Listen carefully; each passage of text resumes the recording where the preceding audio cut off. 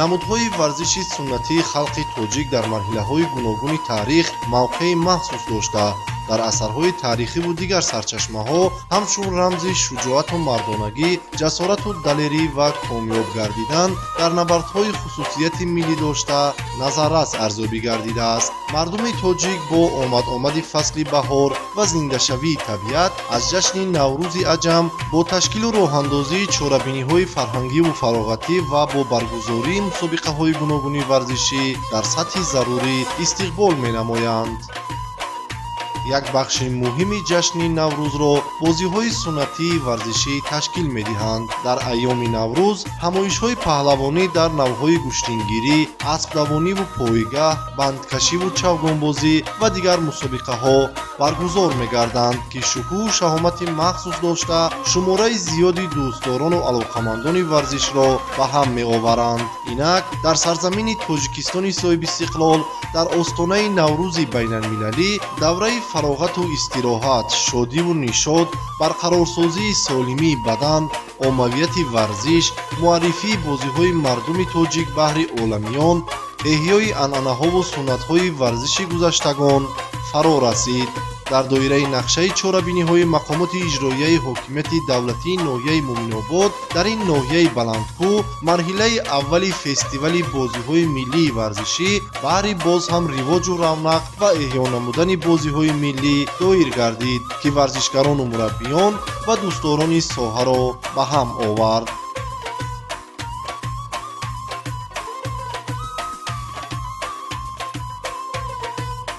нахуст тибқи нақшаи таҳиянамудаи бахши корбоҷавонон ва варзиши ноҳияи Муъминобод дар якҷоягӣ бо муассисаи давлатии мактаби варзишӣ бозиҳои миллии варзишӣ аввалан маҳз дар сатҳи деҳа ва ҷамоатҳои ноҳия ҷараён гирифт, ки сипас даври ноҳиявии ин чорабинии варзишӣ дар заминаи таҷлили ҷашни наврӯзи байналмилалӣ дар варзишгоҳи марказии ноҳия аз рӯи 8 намуди варзиш мусобиқа ва аз рӯи 10 намуд бозиҳои намоишӣ роҳандозӣ шуд.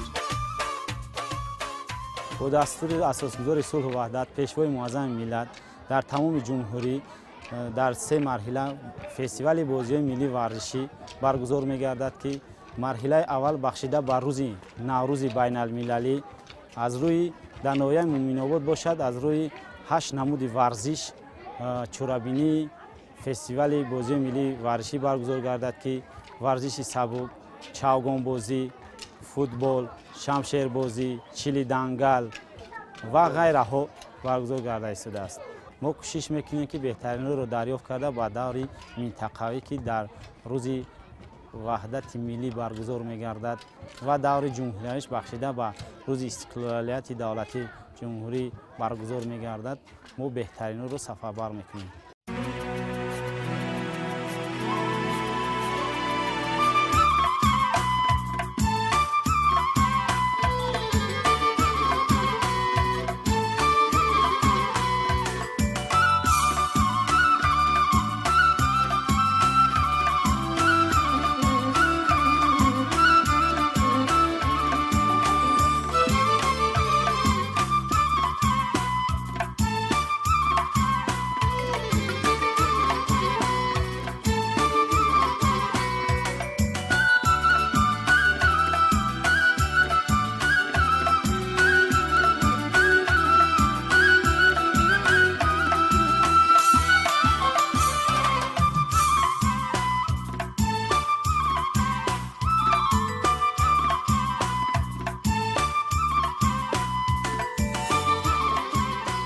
инак 15 сол мешавад, ки наврӯзи ориёии мо ба унвони ҷашни ҷаҳонӣ эътироф шудааст. ҷашне, ки бояд кайҳо боз байналмилалӣ мешуд. хушбахтона бо баракати афкори меҳанпарастонаи пешвои муаззами миллат муҳтарам Эмомалӣ Раҳмон ва дигар кишварҳои ҳавзаи Наврӯз соли 2010 ин ҷашни аҷдодӣ ба унвони ҷашни байналмилалӣ эътироф гардид. албатта пиёда кардани ин ҳадафи созанда кори саҳл набуд ва барои амалиёти амалӣ кардани он марҳилаҳои зиёде пушти сар шуд.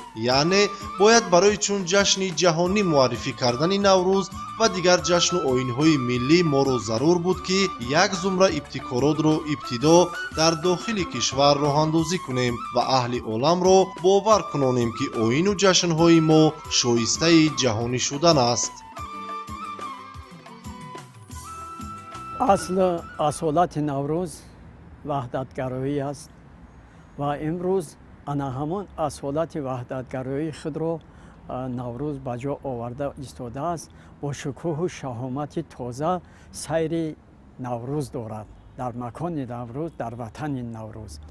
و درباره نوروز حکایه و اندیشه ها و روایت ها و قصه ها و زیادند.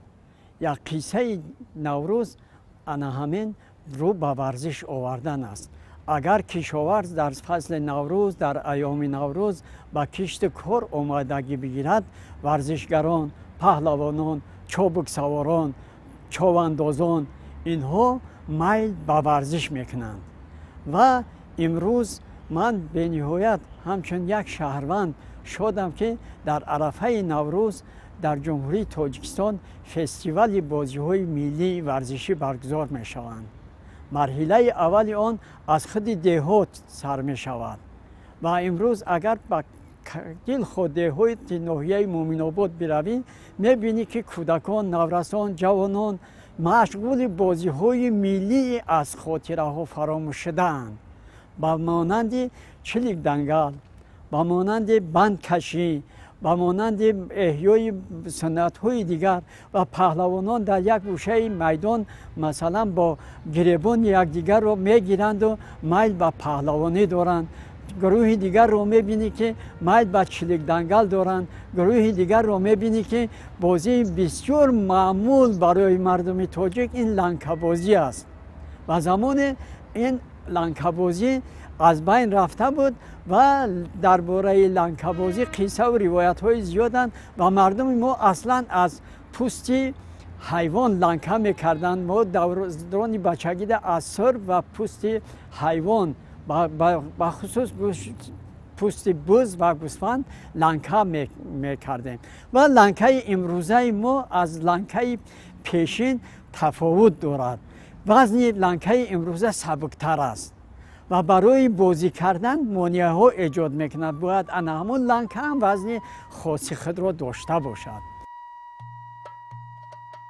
ضمن برگزاری فستیوال بازی‌های ملی ورزشی، مسئولین بخش کار با جوانان و ورزشی ناحیه مومن‌آباد تاکید کردند که برگزاری این همایش در جمهوری تاجیکستان همکنون با حکمی عنعنه درآمده همه‌ساله در مرحله‌های گوناگون برگزار می‌گردد. در جریان فستیوال اولاً بازی‌های نمایشی از قبیل بندکشی، کمانوری، نیزه‌پرتویی، خروس جنگ، شمشیربازی، چلیک دنگل بازی، بوجولبازی حریفانه و دیگر نمودهای بازی که محض در آغاز فصل بهار دیگر باره احیا میشوند راه اندازی کرده شدند. سپس مسابقه های دستوی و انفرادی از نمودهای ورزشی سبک، گوشتنگیری، چوگانبازی، دستخوابانی، سنگبرداری و غیره ها بهر تماشابینان و دوستداران این نمود ورزشی ملی در سطح بلندی تشکیلی برگزار گردید که پسند همگان شد.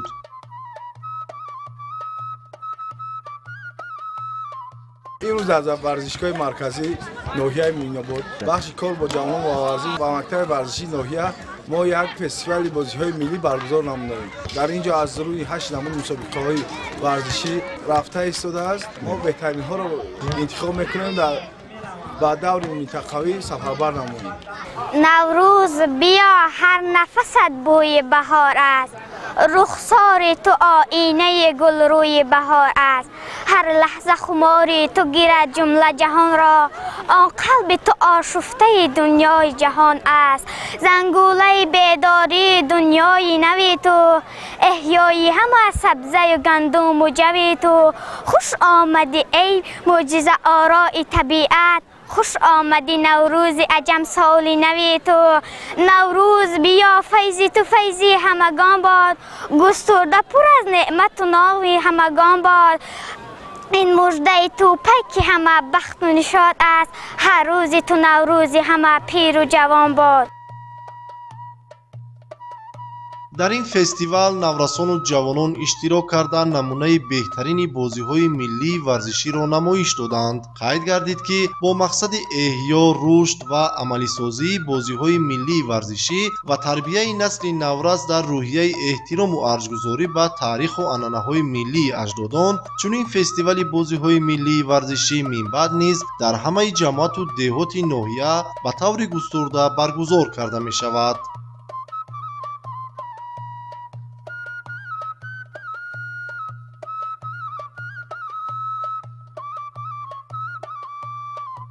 در فصل نوروز در برابر پهلوانی بهترین بود که همون نورسان رو یک نسل کلانسال به خود جلب میکرد و به همین واسطه جوانان را تربیت میکرد در روحیه وطنداری، در روحیه وطنداری، در روحیه خویشتنشناسی، در روحیه مردم سالاری، در روحیه وحدت تربیت میکرد. و باید طریق همین فستیوال من امید کامل دارم طریق فستیوال مردم به هم میآیند، منطقه های یکدیگر را میشناسند. مثلا بازی های ملی منطقه کلوب را در منطقه سوخت، در منطقه مثلا باختر، در منطقه بدخشان و در منطقه غرم میدانند، با یکدیگر آشنایی پیدا میکنند، متحد میشوند، دست یکدیگر را میگیرند و نوروز جهانی است. و افتخار دیگر از آن است که در تمام مثلا امروز در شتات‌های متحده امریکا هم که ساکنان تاجیکستان نوروز گذراندنی باشند با نام نوروز مبارک.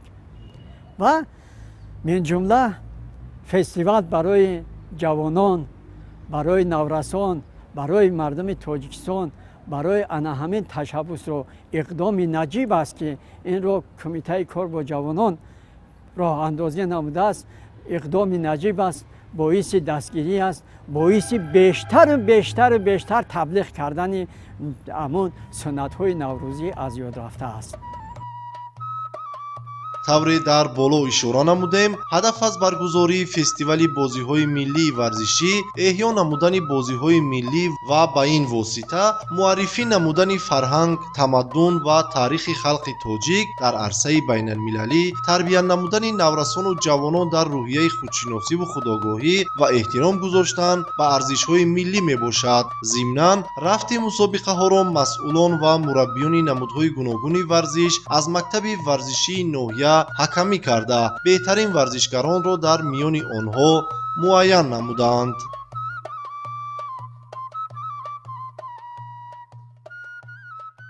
فصل بهار است، موافق نقشه چاره‌بینی های بخش کار با جوانان و مکتب ورزشی امروز ما فستیوال بازی‌های ورزشی را برگزار گردانیده استادیم.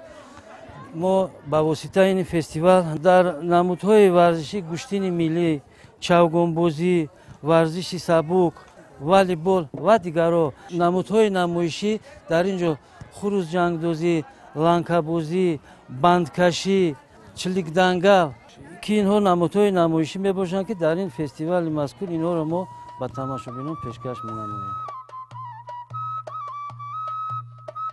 یکی از بازی‌های قدیمی تاجیکان این چوگانبازی میباشد که نوعی از ورزش قدیمه آریایی هاست. در اول چوگانبازی با اسب صورت گرفته ورزشگران سواره اسب به میدان میبرآمدند و این نمودی ورزش خاص شاهان و شاهزادگان بود. بعدتر این بازی در روی خاک و در روی میسه نیز گذرانیده میشد. این نمودی ورزش در ناحیه مومن‌آباد سالهاست که تمرین داده میشود و مربیان و دوستداران چوگانبازی میان نسل نورس پیوسته مشق و تمرین ها را برگزار نموده در مسابقه های سطحی جمهوریوی و بین المللی دسته خطلان دو منطقه کلوب را معرفی می نمایند.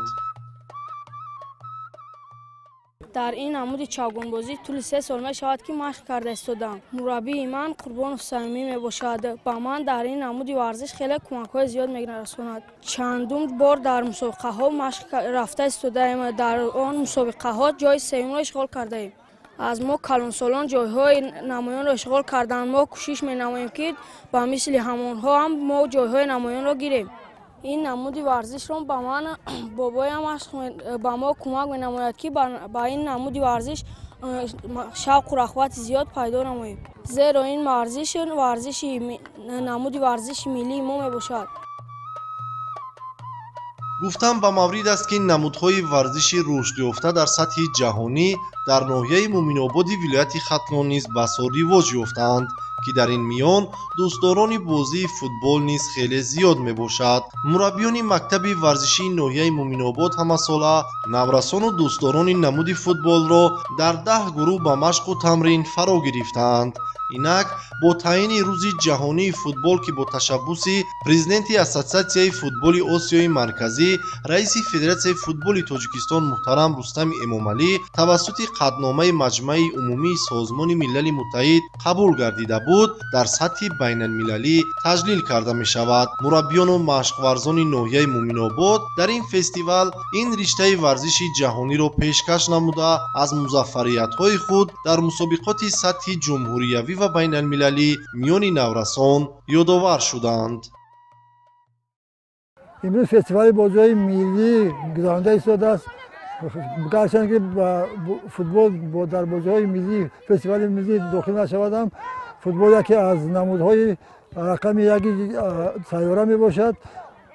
به همگان معلوم است که روز 25 می روز امید جهانی فوتبال با دستگیری پرزیدنت فدراسیون فوتبال تاجیکستان محترم رستم امامعلی در عرصه اسامبله اون با امضا رسید، پیشنهاد گردید، پیشنهاد قبول شد. با این ملت تاجیک نه بلکه بر ملتمون بر همه ورزشکارا افتخار است که از جانب پرزیدنت فدراسیون فوتبال تاجیکستان پیشنهاد قبول گردید. امروز هم در بازی‌های فستیوال ملی نورسان شعبه فوتبال مکتب ورزشی آمدند. من نواره‌شون نشان داده ایستادم به مردم. این یکی از دوست داشته ورزش ناحیه مومن‌آباد هم میباشد. در همیشه در ناحیه مومن‌آباد مسابقه‌های بین جوانان گذرانده می شود و امسال باشد دسته کودکان ما در مسابقه بین المللی شهر ولایت بخارا ولایت جمهوری ازبکستان شرکت ورزیدند، سزاوار جای دوم گردیدند. ما کوشش میکنیم که در آینده در مسابقه بین المللی شرکت ورزیده و پرچمبردار ملت باشیم.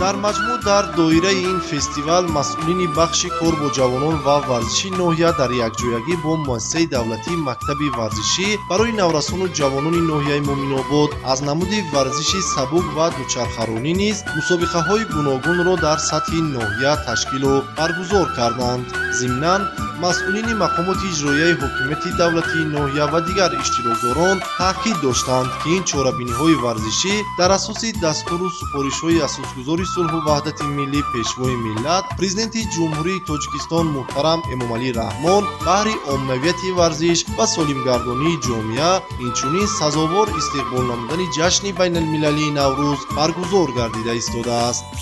در مجموع دوی نوروزی در مسافه 2000 متر بین کلانسالان و 1000 متر بین نورسان میان دختران و پسران راه اندازی گردید که شماره زیادی ساکنان در این تدبیر ورزشی اشتراک کردند. مسابقه ولاماراتون با اشتراک وسیع ساکنان در مسافه 3000 متر تشکیل و گذرانیده شد که در این نیروسنجی نیز غالب و دیگر جایزه‌داران معین کرده شدند.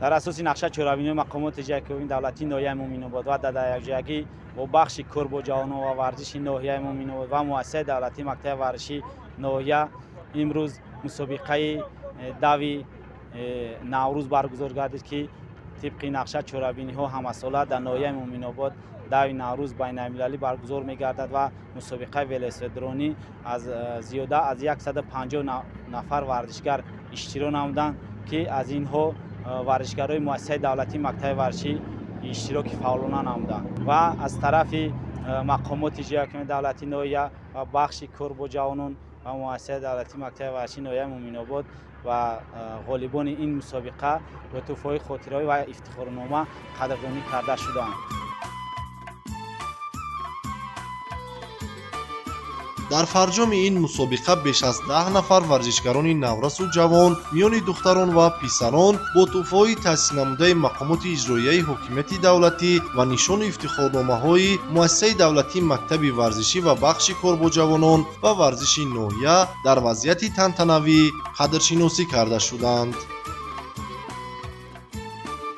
گفتم با مورد است که برگزاری فستیوال بازی‌های ملی ورزشی در ناحیه مومن‌آباد بسا جالب و خاطرمان صورت گرفته با این وسیله مسئولان ساحه بار دیگر در رشد و احیای نمودهای ملی ورزشی سنتی سهم ارزنده گذاشتند. شماره زیادی نورسان و جوانان در آستانه جشن نوروز بین المللی به هم آمده این عید اجدادی را با احیای بهترین سنت‌های خاص به مردم تاجیک جشن گرفتند. تنتنه‌های نوروز بین المللی در شهر و ناحیه‌های منطقه کلابی ولایت ختلان ادامه داشته مردم با روحیه سازندگی و بنیادکاری و در فضای صلح و وحدت سرتاسری از این عید نیاگان با خوشنودی استقبال گرفته ایستادند.